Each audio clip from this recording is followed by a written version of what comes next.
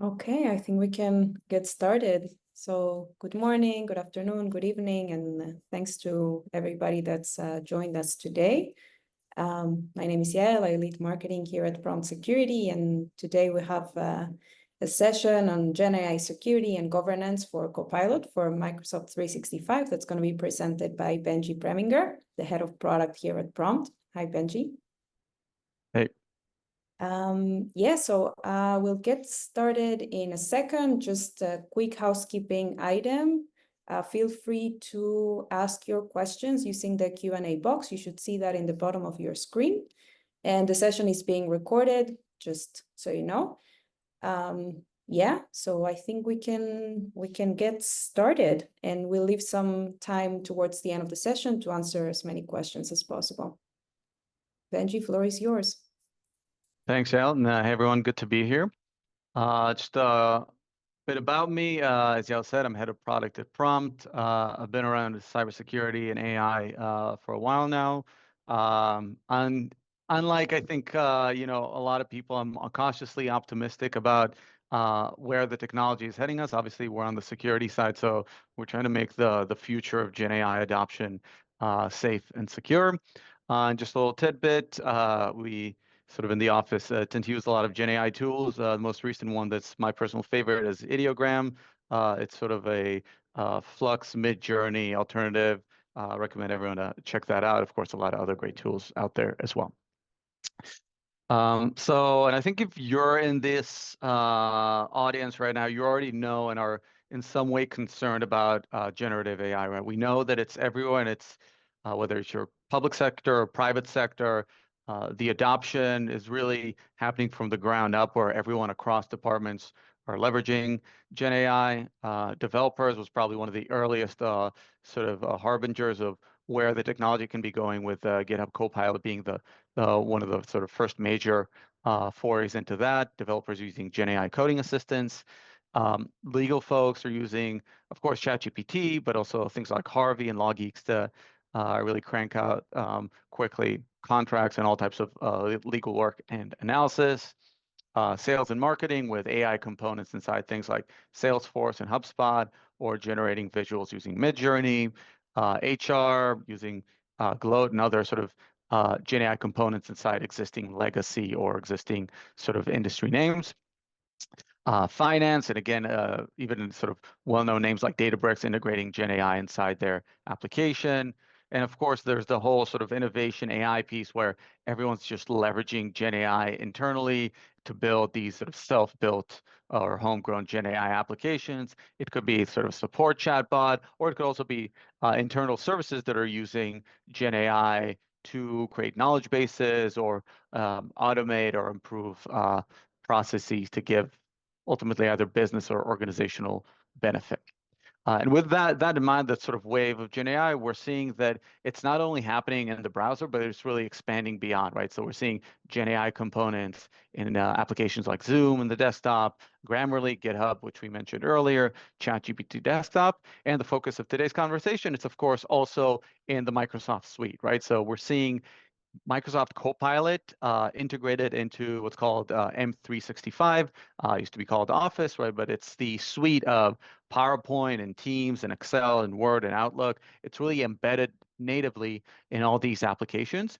And with it come obviously a lot of benefits and a lot of risks. And this is the core of what we're going to be discussing today: how M365 and the Copilot associated with it is really, I think, making a foundational change in the market, but also how can we help you adopt it in a safe and secure way.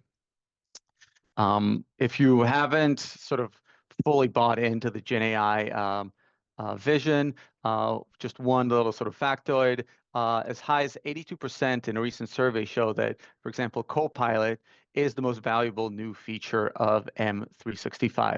And that's really, I think, a significant stat to show how people around the world really are looking at the adoption of Gen AI at what is really a foundational piece of software, right? M365 Office is really, I think, probably one of the most commonly used software. Obviously, like Word and Excel are are really household names and really used pretty much in every enterprise and organization out there. And so the injection of a very powerful Gen AI component like the M365 Copilot has significant implications. It helps you summarize conversations on Teams, obviously analyze and visualize data in Excel. Also the same with email, summarizing, drafting suggested replies, and in PowerPoint, even easily starting a new slideware from a simple prompt. So really some significant benefits coming out of the adoption and implementation of Gen AI at M365. But of course, with every new technology comes its own new set of risks and exposures. And really, Gartner did some great work in, I would say, mapping and sort of identifying the key areas of risks. The first we're going to be discussing today is what's called oversharing. And it's a bit of a, um, I don't want to say ambiguous, but it's one that's not that obvious. We all know that sort of sharing and permissions is a sort of an endemic problem in the world of cybersecurity, right? You don't always know who has access to what repository, document, or artifact. And one of the benefits of Copilot for Microsoft 365 is that it gives you a very quick natural language ability to search and collate data from a broad variety of sources that you have access to. So embedded natively in it is the sort of role-based access control that Microsoft has using SharePoint. So what you have access to on OneDrive, on the sort of Microsoft shared drive, is what you can access using the Copilot. Part of the issue with that is that you might actually have access to more than you knew, and even someone potentially left something that's in some ways exposed or not necessarily known to be available, and now you as a sort of junior analyst can now ask sensitive questions and actually have sort of internal data leaks, and we'll talk about some examples of that in a second. The second piece is around inaccuracy. And this and another one we'll talk about in a second is probably one of the hardest to trace and combat, I would say, is when you're using generative AI to actually generate content. And when you think about it relying on either your data or its sort of base foundational model data, how can you be sure that you're not spreading misinformation, disinformation, something that's inaccurate or stale or irrelevant in that sense? The third is, and actually I had sort of anecdotally an experience of that just the other day, is the experience of sprawl, what Gartner called sprawl. Because Gen AI is really, really good at generating content, there's sort of an impending wave of new Gen AI generated content inside the M365 suite. So it's very easy, as we said, to generate emails and PowerPoint slides and Word documents and so on. And that sort of facility to generate content quickly could lead to just, as it says, the rapid creation of content. And so being overflowing and inundated with data could lead to a sort of a sprawl of information that actually makes data management and governance a much more acute and significant challenge. The third risk is, I would say, also related to inaccuracy, is that piece of hallucination, right? So if inaccuracy was around stale or irrelevant content, mistakes is really about stuff that's factually wrong and totally not coming from the data. For those folks who don't know, hallucination is the sort of term when Gen AI is essentially making stuff up, right? And there's been sort of well-known examples at the beginning of when, ChatGPT really came out to the fore. They would invent statistics. You could talk about, questions about future event, and it would invent, some beautifully worded answer that's completely and utterly false. Obviously, if you're thinking about more heavily regulated industries and sort of areas where it's really the cost of a mistake is very high, this is a key area that you'd probably want to consider as well. The fifth is around external data leak. And that's where really you're sharing data ultimately with a third party, a large language model, stuff that could be going outside the Microsoft service boundary. And really, I think, again, looping back to the case of highly regulated industries, certainly financial services, healthcare, government, and so on, the potential risks of data exposure outside the confines, certainly of the organization, but then the sort of second layer of Microsoft to the third party is something that is definitely cause for concern. Lastly, and I would say it's not one that immediately came to mind for me as I was sort of delving into the subject, is the IP trail. What do we mean by that? So intellectual property is a key, I would say, concern when you're thinking about generated content from Gen AI, because you never know when the content came from. There's been numerous occasions of content having been sort of non sort of consensually or mistakenly taken from copyrighted content. And so when you're generating content using Gen AI, really part of the concern is you don't want to sort of plagiarize or infringe on copyrights of another source. And so having that audit trail and ability to trace where the data came from is another key component. In today's presentation, we'll really be focusing on oversharing, external data leak, and then the IP trail piece as well. The other three, we're happy to sort of answer questions as well, but those will be sort of outside the main focus of today's conversation. Doesn't Microsoft protect against all of this? So M365 at the E5 level does come with some protections, but not the E3, those sort of lower baseline.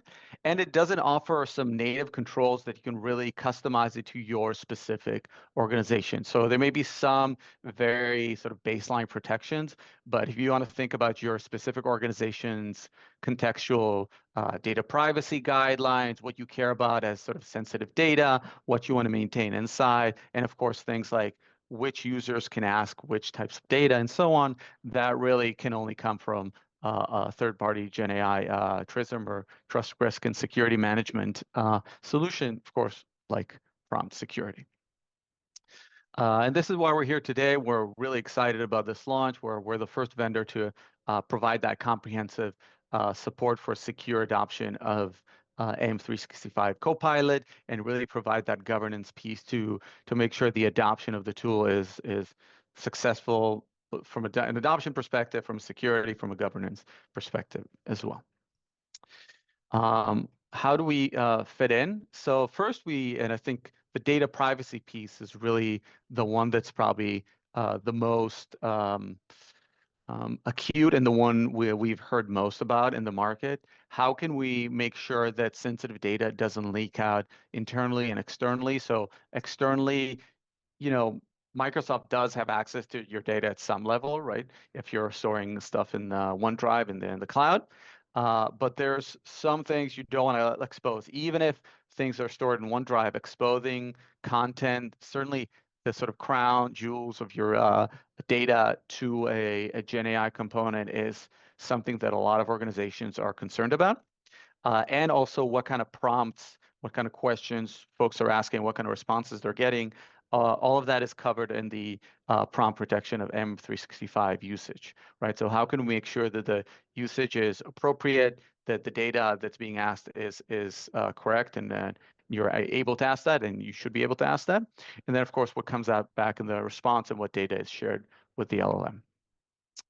The second is really making sure that there's department-based granular policies. So the type of rules and authorization that's appropriate for someone in the sales department, the type of prompts and data they can access would be meaningfully different than someone from IT or R&D or marketing. Someone in the C-suite can ask probably deeper dive questions as opposed to a junior intern or what have you. And this is really also emboldened by our integration with identity access management solutions like Okta or Entra Active Directory that really help us integrate with your existing sort of user groups, and then you can define those department-based user group specific granular policies.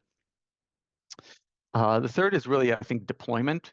Lightweight agent that's deployed within minutes. We support MDM deployments, all of the major ones, Jamf, Intune, and so on. So we really made sure that the deployment process and using us is super easy because, again, we want to make sure that we're enabling the productivity gains, the sort of positive business impact that comes with the technology, and we don't want to add extremely onerous and heavyweight solutions that take away from the experience, that are sort of very friction heavy, that have high latency and so on.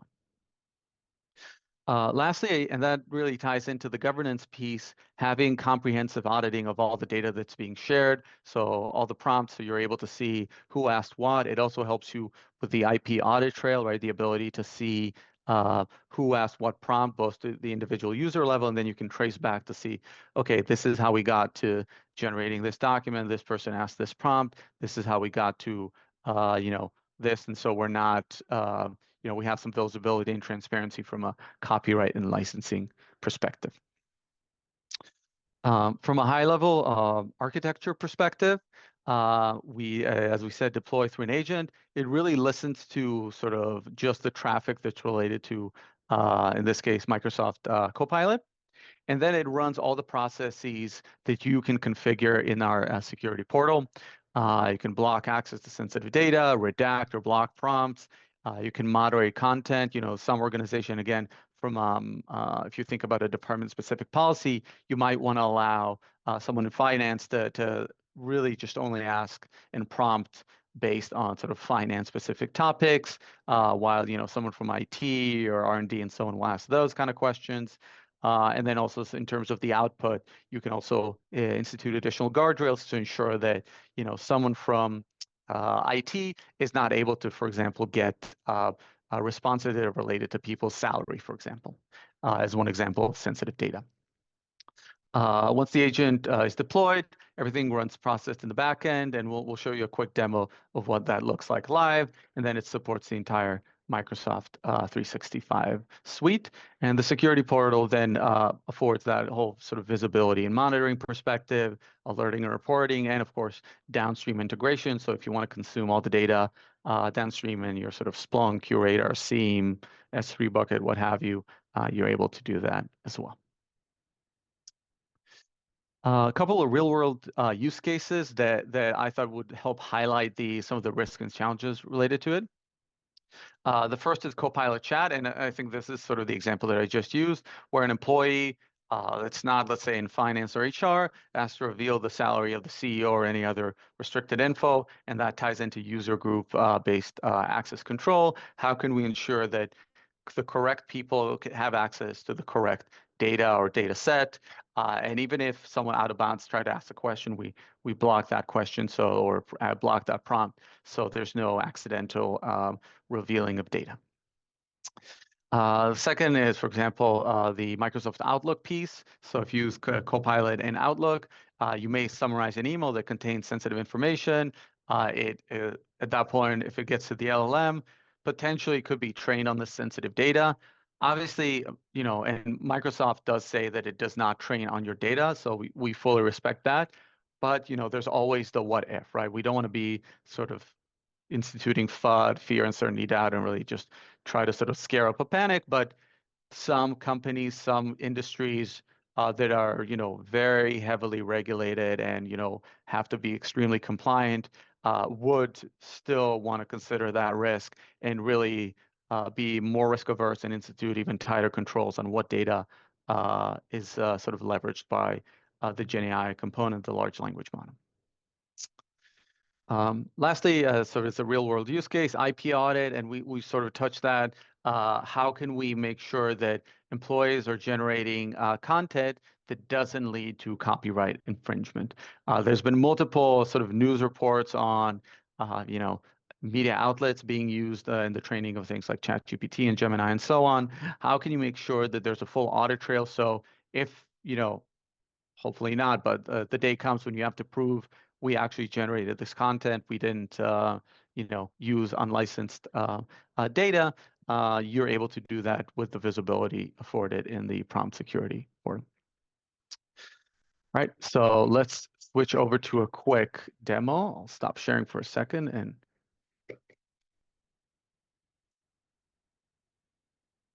All right, I'm going to be pulling up Microsoft Word. All right.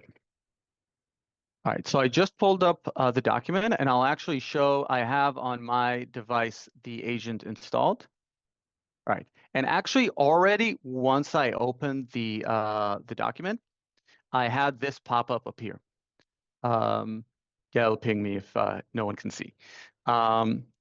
We can. The pop-up, okay, great. So I just created this sort of fake call sheet document with sensitive data related to the C-suite. And just to show a very sort of quick example that I hopefully would highlight, already when the document is loaded and Copilot is enabled, I have the data stored in OneDrive, Copilot is enabled.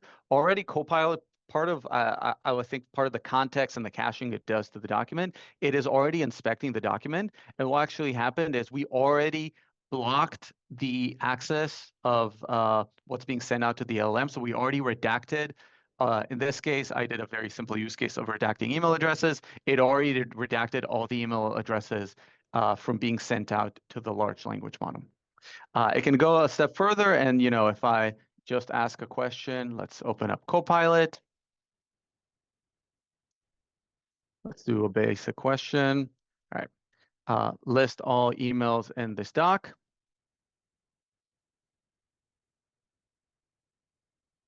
And there you go. You can see that even in the Copilot itself, it's being redacted live. So you're making sure that in this case, again, a sort of very straightforward example, email addresses are redacted. We support a lot of sensitive data types, both ones that are sort of pattern-based, sort of regular expression, the straightforward like email addresses and IP addresses and things like that, IBANs, credit card numbers, and so on, but also contextual ones that are out of the box, more sophisticated, like passwords, UUIDs, things that rely on the sort of context around them, and also customized ones that you can customize yourself, right? So you can say that, for your specific industry, for your company, if you're in healthcare, there might be a specific type of ID, health ID that's related to you. If you're in a particular vertical, your particular sort of retail company has a particular sensitive data topic that you might not want to be exposing to the LLM, you can configure that on our end as well. And that will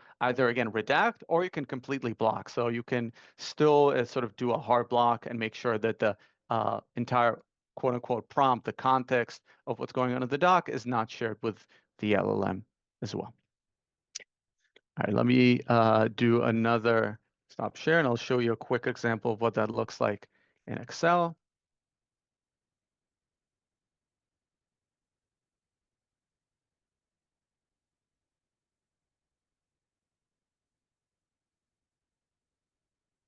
All right, let me share again.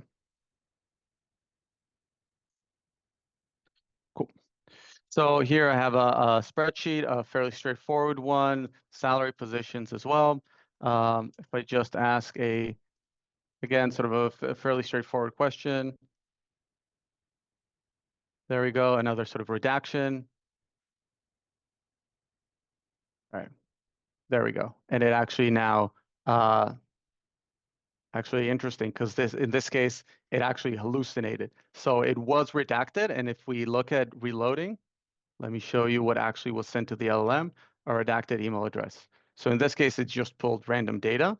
Looks like a Microsoft Copilot bug as opposed to an actual issue with our agent. But I think in this case, you can think about the main impact was averted. In this case, the email address or the PII was not sent out. But it is important. I think it is still a highlight of some of the innate issues and sort of trust issues that are sort of endemic in Gen AI in total, where how can we be sure that the answers are correct? We're actually sort of looking sort of a bit forward. We're also instituting some steps of how can we make sure that there's groundness and sort of avoiding, in this case, some sort of hallucination out of the product itself as well. All right, let's head back to the presentation. One second. Boom.